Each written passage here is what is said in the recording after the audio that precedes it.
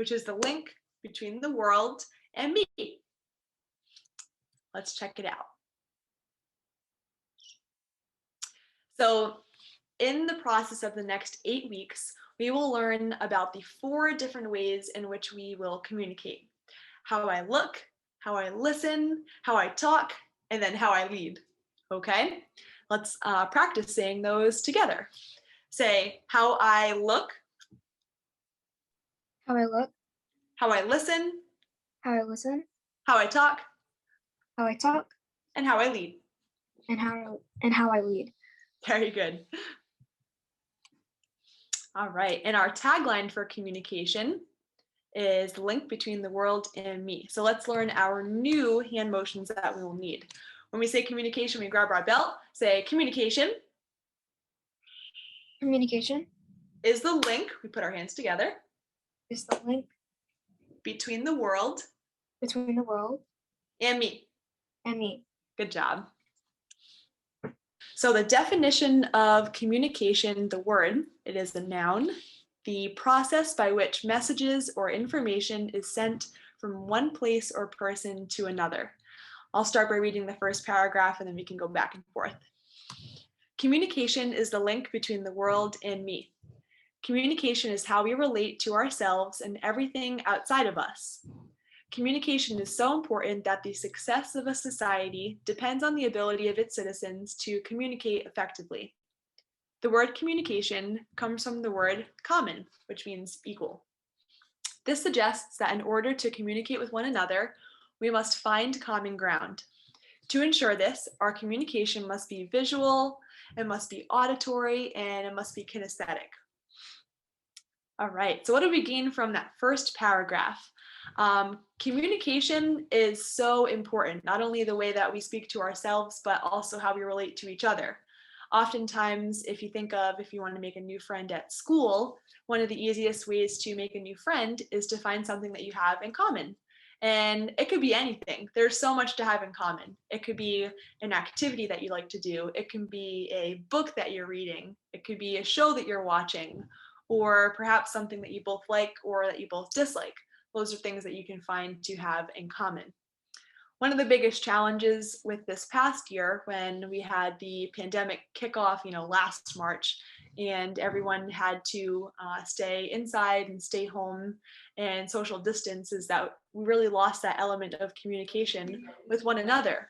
So now that we are at this point in our training here at Mastery, and we're starting a brand new belt testing cycle for May and June, this life skill is going to be really, really important because communication is so key for humans to have a great experience. And a big part of the experience at Mastery is the camaraderie and the training and the friendships that are formed. And those happen through communication with one another.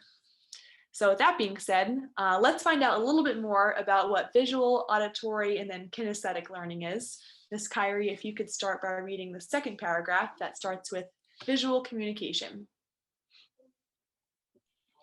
Visual communication has to do with the way we use body language and gestures to deliver a message. Our auditory communication refers to the way we sound, the tone of our voice, verbal emphasis, Good job. inflection. Kinesthetic? Yes, very good. Kinesthetic communication reflects our physical interactions while we convey our message. Beautiful. All right. So this little paragraph, it might be the smallest one on these 2 pages, but I believe that it's actually the most important. It's important for us as instructors to understand how our students learn, and everybody learns and communicates differently. Some people might be more of a visual learner where they can see something and then they automatically understand it. And people can also communicate that way as well. So for example, if somebody is deaf, they can't hear, then the only way they can communicate is visual. And do you know the language that they use to communicate, people that are deaf? American Sign Language. Yes, very good job. So that's one thing that I personally have studied a very small amount. I learned the alphabet. Do I remember it? No, because I didn't practice, but that's actually one great way to practice visual communication, and also a way that we can bridge the gap to communicate with those who are deaf or hard of hearing, and maybe, they can't hear us, so they have to communicate through American Sign Language. And I know from a few of my friends that it is a vast language to learn, and it's important not only the gestures that you use, but also how and when you use them. So that could be one fun thing to do a little bit of research on YouTube, is checking out American Sign Language and maybe just finding the alphabet and learning all the letters, something simple to start with. And then auditory refers to the way that we sound and how we use our voice. So someone, for example, may be blind, so maybe they can't see us, but they're able to hear just fine. And the inflection and the tone of our voice is so important when we're talking to people. So let's say, for example, if you are having an exciting conversation with your family, maybe you accomplished a goal that you've been working really hard on, or you discovered something new and you want to share it. And when you convey that, it comes out in your voice too. You sound excited, and maybe you just talk really fast because you just can't wait to get the words out and tell everybody what you're excited about. And then vice versa, maybe if you are not having a good day or you're having a bad moment, the tone and the inflection of your voice might go down, and maybe you might talk a little bit softer, or you might talk a little bit slower, and you might not sound as excited because maybe things aren't going well in that moment. So paying attention to the way that people use their voice is important in communication as well. And then last but not least is kinesthetic. So proud of you, you got that word on your first try. And that is related to our physical interactions. So in class, I know when I'm working with students, some people are kinesthetic learners, which means that they have to be put into place and shaped and molded, and then they know how to do it once they get the feeling for it, because kinesthetic is all about feeling. So when we are speaking and communicating with other people, kinesthetic communication is important as well. So for example, if you meet somebody new, maybe not so much right now because we're in a pandemic, but normally when adults meet somebody new, you introduce yourself with a handshake. That's an example of kinesthetic communication. If somebody has a very firm handshake, maybe they feel really confident or they are excited to meet that person. Whereas somebody might have like a weak handshake, maybe they're not too excited or uncomfortable with doing that kind of communication. So it's important to pay attention to those signals. All right, next paragraph. This is a big one. Communication can be verbal or nonverbal. There is one communicational path that leads inward, which is our communication with ourselves. We must practice excellent communication with ourselves, empowering ourselves to grow into the successful people that we want to be.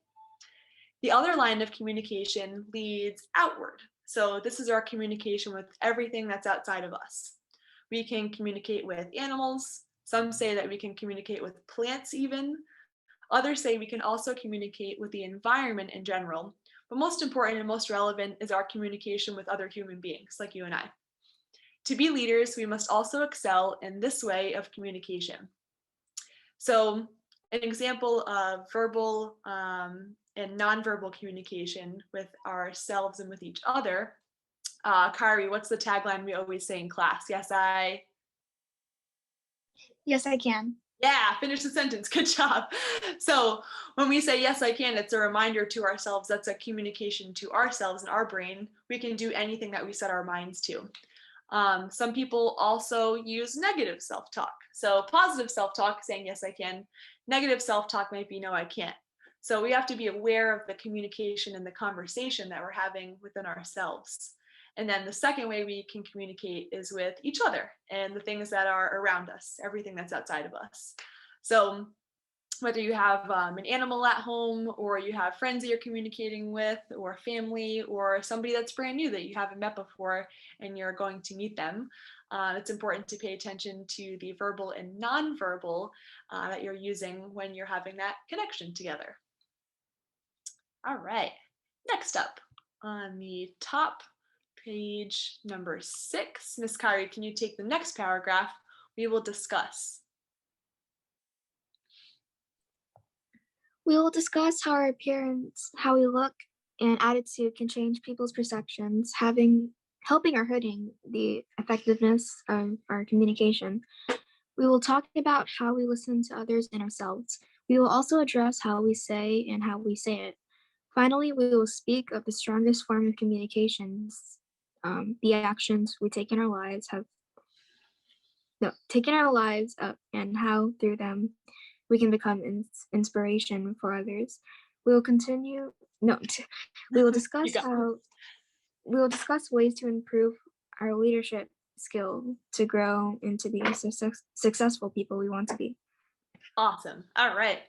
So basically this paragraph is just a recap and a prelude to what we're going to cover for this entire cycle. And that ties back into the 4 ways that we can communicate: how we look, how we listen, how we talk, and then how we lead. So wrapping up, last but not least, effective communication is crucial to any human being's growth. It doesn't matter how much we know about anything or how many degrees we have, whether that's degrees on our belt, our black belts, or degrees in school with college. If we cannot communicate adequately, it's unlikely that we will succeed in life. The quality of our lives is directly related to the quality of our communication, because in today's world, we need to interact with other human beings to achieve just about anything we might want. So it's important not only to be able to talk to yourself and understand, conversations with yourself and positive self-talk, but like this paragraph is saying, the importance of being able to communicate with your surroundings. So whether it's your friends at school, your teachers, your instructors at Mastery, maybe new people that you haven't met before, family members, it's really crucial and it's key to be able to communicate properly, because if you can't voice your thoughts or speak in front of others, they don't understand what you want or what you might need for help to get better.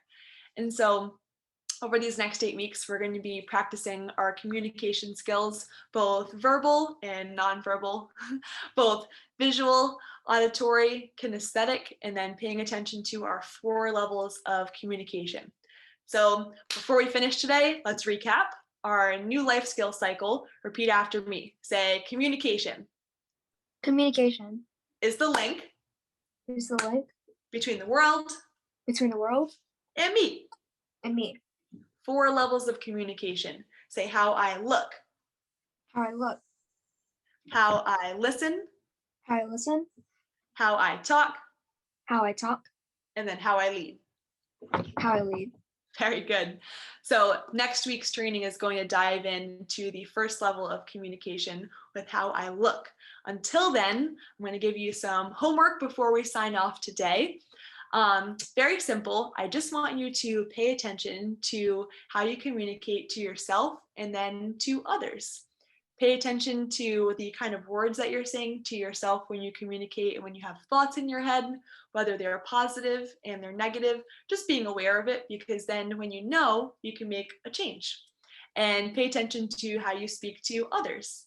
Maybe how you communicate with your sister, whether when you speak to each other, is it mostly visual? Is it mostly listening? Or is it mostly through play with touch, kinesthetic learning and communicating?